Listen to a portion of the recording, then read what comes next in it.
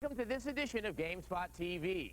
I'm Adam Sessler, and in today's Spotlight, we explore the world of hunting sims. Originally commissioned by Walmart to sell to gun enthusiasts, Deer Hunter became a top-grossing game in the U.S. and spawned a plethora of other hunting titles.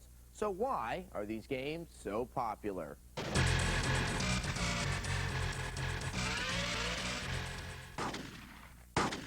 Believe it or not, PC hunting simulations are a multi-million-dollar phenomenon. Started by the now infamous Deer Hunter PC game, the scent of green has attracted a flock of game companies to develop for the genre. This trend has left many game editors scratching their heads in disbelief, including video games editor Ryan McDonald, who says the success of Deer Hunter is not rocket science. There's a bunch of reasons. One was it was only $20, and it could run virtually on any computer you had, just as long as it had a CD-ROM. Also, they had the best retail outlet for it. They had it sitting right up there on the Walmart gun rack. It was sitting right there, and it was $20. How could you pass it up? Rated as a $65 million market and with 15 million potential buyers, game publishing giants such as Electronic Arts and Activision have packed their 4x4s to join the hunt. Oh boy, I missed that one big. Continuing with the series, Wizard Works has released Deer Hunter 3: The Legend Continues. With the new 3D facelift, cyber hunters can tackle the wild in Missouri and Utah. Players will have access to a bevy of firearms and bows, as well as decoys and hunting equipment. Activision and the hunting experts at Cabela plan to net players with Big Game Hunter 3. The series' association with Cabela gives it a leg up through Cabela's popularity and equipment catalog. Using full-motion video clips, players can hunt 11 big game animals, from bighorn sheep to black bears. Crawling from behind, Electronic Arts released their first PC hunting sim, Deer Hunt Challenge. The game giant set its game apart by offering both a simulation and somewhat of an arcade challenge mode for players looking for instant action. But beyond the exotic locations and authentic firearms, the genre's main focus is the realism of the hunt. From animal movements to behavior patterns, the games have to mirror real-life situations. If you don't have the right boots, for example, and it rains, your feet will get wet, and you'll have to go back to the camp or the tent and actually get the right boots, so it'll shorten your hunting trip. Just everything that you would have to think about in an actual hunt, you have to think about in Cabela's. Not surprisingly, the quest for realism has brought unwelcome criticism. Animal rights organizations such as the People for the Ethical Treatment of Animals strongly oppose hunting simulations, believing that hunting sims trivialize the reality of killing animals for sport. The game companies deny these allegations and say that the titles are not about blood and gore, but teaching hunting rules and safety. Deer Hunt Challenge and EA Sports wants to promote safe hunting techniques. And so if, for example, you are shooting at a doe, it's not in season, or at a fawn, it will fail you on that level, and there's no reward for that. There are well over millions of hunters in the United States, and that's who we cater to. And people who are anti-hunting, again, we just don't get involved in that because it's a much broader issue than just actual playing. I mean, in the end, on our game, it's a computer game. Oh boy, I missed that one big. This controversy doesn't seem to affect sales. The hunting sim genre seems to be on track and on target. What does the future hold? You can only go so far with hunting, but I guess you can only go so far with anything. So basically, you can get it to where it's photorealistic, and the graphics get better, and they understand how the deer behave better. And I think they'll reach a point, just like anything. I think it'll keep going until somebody stops buying it. And as an added note, if you feel sorry for the deer, there is a game out there that gives you a slightly different perspective. It's Deer Avenger, where you play Bambo, a deer with a big gun and a grudge against humans. So now, let's check the game news. Epic Games will be releasing a free expansion pack for Unreal Tournament. Epic programmer Brandon Green Marine Reinhardt reports that the finishing touches are being applied to the pack that includes new models, maps, and runes. Epic will not be selling the add-on in stores and can instead be downloaded from their website. A recent study has concluded that computer games are not responsible for prompting people to act violently or aggressively. The 4-year study conducted by the Australian government was commissioned to seek out the effects of video and computer games on people for censorship purposes. Through direct observation, interviews, and focus groups, researchers examined the reactions and feelings of over 1,300 Australians playing arcade games. While slightly aggressive behavior was found in about 3% of those examined, most people had a sense of satisfaction and joy by learning skills needed to succeed in a game. Researchers also stated that the games aided in the development of coordination and analytic skills in children. If you're looking for the latest news from the gaming world, go to the Gamespot.com website. And if you'd like to see our Spotlight feature on hunting sims again, come to the Gamespot TV website, where you'll find it in real video. And while you're there, go to our message boards and tell us how you feel about the genre. Do you think it's just harmless fun, or perhaps you're a vegetarian and find the genre rather distasteful? Here's a good place for you to vent. Coming up on GameSpot TV, we review Planescape Torment, an RPG for the PC where you play a character who has had many lives, but must piece together his past in agonizing glimpses. And we go underground in our review of Urban Chaos, a third-person action shooter set in a dystopian universe full of thugs, gangbangers, and kung fu call girls. Welcome back. Planescape Torment is a PC RPG about a man who has lived thousands of lives, yet can only glimpse his past in bits and pieces. And as you might expect, he's having a rather hard time unraveling who he is. Set in the Dungeons & Dragons universe of Planescape, Planescape Torment is well worth having a look at. Planescape Torment from Black Isle Studios is a traditional role-playing game with an uncommonly detailed story and first-rate graphics and sound. The game is set in the complex and interesting Advanced Dungeons & Dragons universe of Planescape, a patchwork of wildly different dimensions surrounding a sprawling city that connects them all together. Torment uses the same graphics engine as Baldur's Gate. However, the game's top-down isometric perspective is much closer to the ground than Baldur's Gate, which means all the characters appear quite large on screen. Each character is carefully animated and cleverly designed. The game has a consistently cold look that can even be unsettling and uncomfortable at times, but the bleak environments work to motivate the protagonist's desire to escape from the claustrophobic confines of the city of Sigil. To allow for Torment's bigger characters, most of the game's interface is invisible until you right-click to bring up the circular pop-up window that lets you use items and cast spells, among other actions. Torment is a long and involving game with an original plot, well-written dialogue, and likable characters. It's fortunate that the game's dialogue reads well because there's a lot of it. And although the graphics are evocative and often beautiful, the game's most vivid events are actually written out rather than shown on screen. Planescape Torment is clearly the best traditional computer game to come out of 1999 and is bound to become an all-time favorite for many gamers.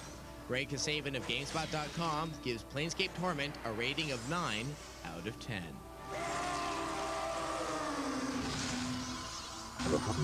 Aspirin won't help that. But there are some other games that by title alone I am tempted to dismiss. A game called Urban Chaos either makes me think of a late Charles Bronson movie or my apartment. But as I learned, you can't judge a game by its name alone. Urban Chaos is an attempt to meld the side-scrolling arcade beat-em-up such as Double Dragon and Final Fight with a modern third-person action game. It involves a trek across a metropolitan dystopia, baseball bats and life bars, and the experiment works.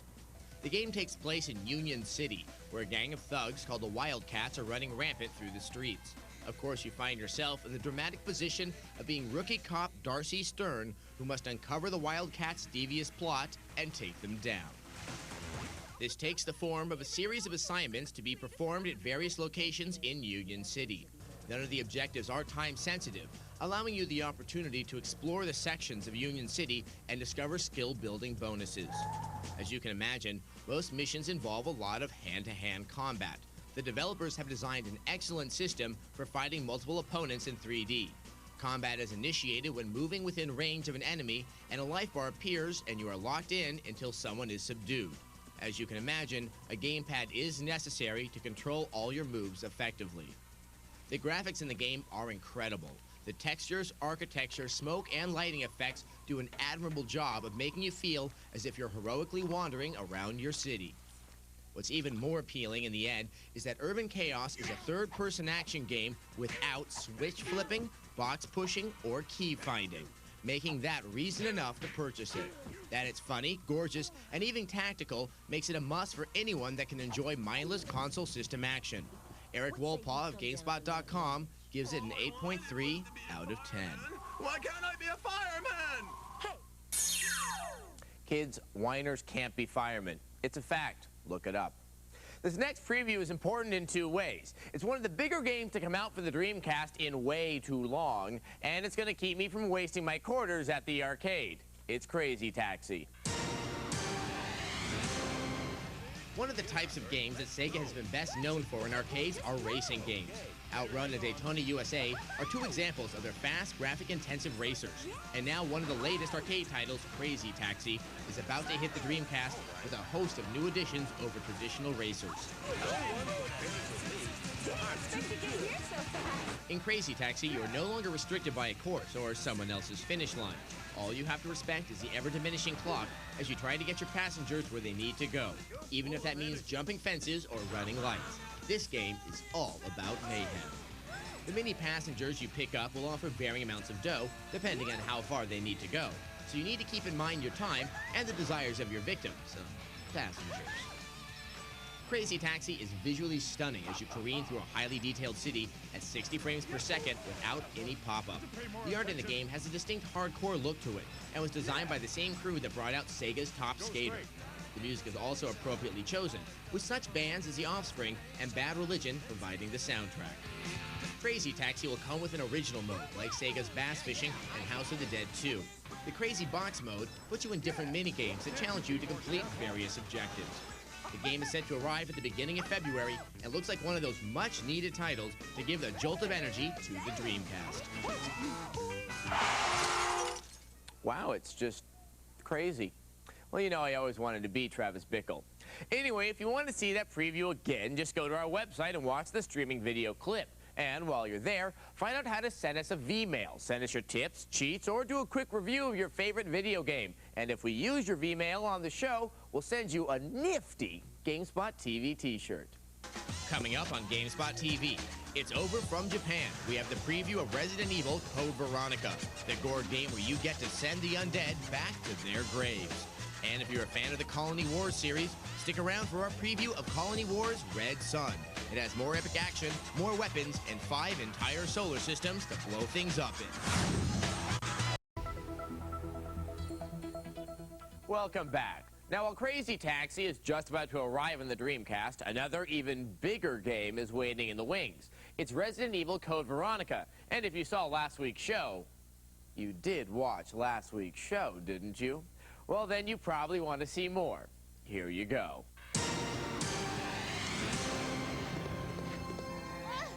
Resident Evil Code Veronica takes place 3 months after the events of Resident Evil 2.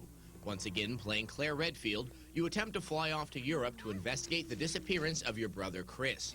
Unfortunately, though not too surprisingly anymore, things don't work out all that easily, as she is abducted and taken to a tropical island where some familiar rotting friends start showing up. The game will ship on 2 GD-ROMs and will feature a slightly modified version of the zapping system from Resident Evil 2. Players can play as different characters for each disc, with each character's story intertwining with the other. The 2 characters will be Claire and her brother Chris. The game will cover 10 major areas and will be 1.5 to 2 times longer than Resident Evil 3. New features in the game will be the ability to hold a weapon in each hand and shoot at 1 or 2 separate targets. As is pretty evident, the graphics are stunning. All the backgrounds are done in full polygons, allowing the camera to move with the action. Code Veronica also makes use of the special effects of the Dreamcast hardware, like dramatic lighting and shadow and characters with skin, so you don't see the jagged polygon edges. When gunshots are fired, the blast actually affects the lighting. Once again, the always important sound effects are back in necessary form, making anyone feel right at home, albeit a really unpleasant and frightening home, just how we like it. Look for Resident Evil Code Veronica later this year. You know, the graphic capabilities of the Dreamcast just make flesh-eating zombies look so good. It just makes you wonder. And now if you're a fan of deep space and alien worlds, this next game may be just what you're looking for. It's the latest installment in the Colony Wars series, and it's called Red Sun. Here's the preview. The new Colony Wars installment, Colony Wars Red Sun, will boast improved textures, a soundtrack performed by a live orchestra, 30 new weapons, 8 fully customizable ships, 5 entire solar systems, and more of that dramatic full-motion video that provide the epic cinematic tone to the series. In this new version, you aren't part of the League or the Navy. Instead, you play Valdemar, free man and space pilot that bears some similarities to Han Solo. Valdemar. God almighty. How then does this work in a mission-based military campaign? Well, as a mercenary, your allegiances are part of your own self-interest. The game will build upon the dynamic mission tree structure from the second game, Vengeance, where divergent paths will result in different endings. In Red Sun, you may side with the Navy, with the League, or neither. The game is still mission-based and boasts a whopping 50 missions, but the overall directives will be more open-ended. So you may wonder, will Psygnosis go all the way to allow those most shrewd space cowboys to play both sides against the middle? We'll discover the game's pompatus of love when it hits the shelves this spring. Now, leaving the realms of deep space, we step into the Nordic past to join a Viking chap in the up-and-coming PC title Rune. This is a third-person adventure using the Unreal Engine, and when I saw it for the first time, it looked clearly to be a promising title. Here's a preview. If all of Wagner's Ring Cycle can't satiate your need for classic Nordic excitement, then the very impressive-looking Rune from developer Epic Games and Human Head Studios might be your own private Valhalla. In the game, you play Ragnar, a Viking lad who is about to take that fateful journey into manhood and rightfully proclaim himself as warrior of the village. The remarkable look of the game is due to the use of the Unreal Engine. Plus, skeletal modeling for both characters and objects will lend a greater physical realism to the environment. Furthermore, the control scheme for the game could be the best yet for a third-person adventure on the PC. Using a setup similar to a first-person shooter, the game seems set to overcome one of the greatest flaws in most games of this type. Options to plant the camera at one point to explore a room and to adjust the distance from the character using the mouse wheel should go a long way to avoiding disgusted abandonment on the part of the player. Look for Rune later this year. If you'd like to find out more about the upcoming gathering of developers titled Rune, go to our website at ZDTV, where you'll find the streaming video. And check out our preview of Resident Evil Code Veronica. Not only do we have the preview, but we also have the intro, which is very impressive.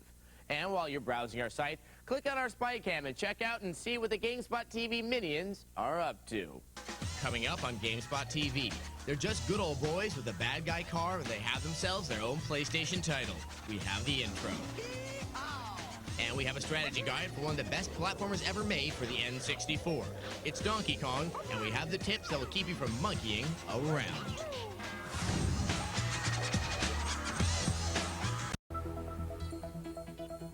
Welcome back. Now, this next theme song is likely to ring a bell, though the game itself got gonged due to a lot of bugs. But we thought the intro was pretty hilarious, and we just had to show it to you.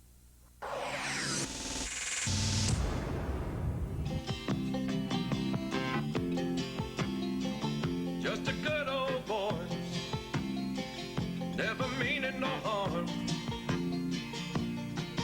Beats all you never saw, been in trouble with the law since the day they was born.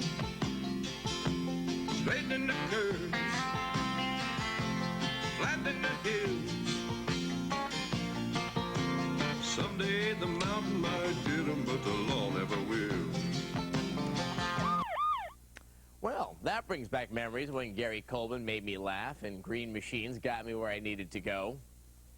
Now, getting somewhere in Donkey Kong 64 can be more difficult because there's no green machines and it's really, really big. So here's a few tips to help keep your knuckles dragging a little less. Due to its immense size, Donkey Kong 64 is one of those games that can be very daunting, especially when it comes to finding all there is to find and defeating all there is to defeat. These tips will hopefully assist in this sometimes helpless abyss. I call it my 7 strategic steps to Donkey Kong success. The first tip seems obvious enough, but is often overlooked when playing console games. Turn up the sound on your television. Nearly every important item and location in the game makes a different kind of sound. So learn the sounds and follow them. They will undoubtedly lead you to something you've missed. 2. Due to the camera and controls, using Diddy Kong's jetpack can be extremely frustrating. To aid in this aviary debacle, here is a tip. Don't throttle and turn at the same time. Just turn, head in the direction you want to go, then throttle. And instead of slamming on the gas, simply tap the throttle for better control, keeping the camera in line. 3. It's sometimes difficult to get through the giant levels in Donkey Kong 64. One way to know if you've explored an area is if you find bananas or balloons lying around. If you see a banana, keep going. You've probably overlooked this part of the level. 4. One key part of finding all the booty in DK64 is to use the banana ports wisely. If you find one that isn't working, you know you need to keep exploring the level to find the other one. Also, be sure to use all the Kongs in all the banana ports, as in later levels, there are areas that can only be accessed through them. 5. This can be a lifesaver. If you find yourself running low on health, simply find a character switch barrel, enter it, and even if you haven't switched Kongs, you will have replenished your melons. It's a cheap fix, but worth it. 6. Blowing up balloons to procure their bountiful bananas is done best by shooting it at the end of its trail, while it pauses to turn back the other way. For circular path balloons and other flying objects, fix your sight on the path and wait, sniper style. And finally, strategic tip number 7. Don't choke when it comes to beating the bosses. Like most computer-generated, artificially learned creatures, the bosses in DK64 have movement patterns that are predictable. So, instead of freaking out and mashing your buttons till your thumb calluses, you must be at one with the boss. Breathe slowly, observe, then attack. I call this the Sessler method. So remember, listen closely, finesse the throttle, use the banana ports wisely, manage your melons, bust the balloons, and last but not least, use the Sessler method. You know, some say the Sessler method's a myth, but hey, I know. If you want to see the Donkey Kong 64 strategy guide again, go to the Game Help section of our website, where you'll find it in streaming video, along with hundreds of tips and cheat codes to help you with your game. And if you're thinking of rushing out and buying the Dukes of Hazzard title, we recommend that you wait until you see our review on next week's show. And if you can't wait till next week's show, join us in our chat session Tuesday at 8 p.m. Eastern, and I'll give you my personal opinion on the Dukes of Hazzard and any other game you want to ask me about. So until then, bye-bye.